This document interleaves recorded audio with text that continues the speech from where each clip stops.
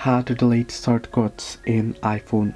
Hello everybody, welcome back to my channel. This is me, Misnet, and today I'll guide you on how you can delete shortcuts in iPhone.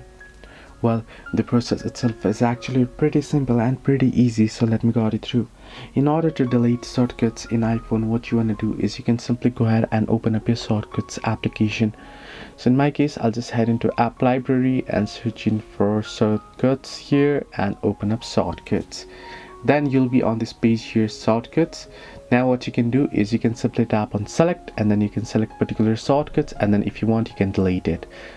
So this is how you can easily delete any shortcuts. You can tap on it, the three dots there, and you can see you'll get the option to open apps.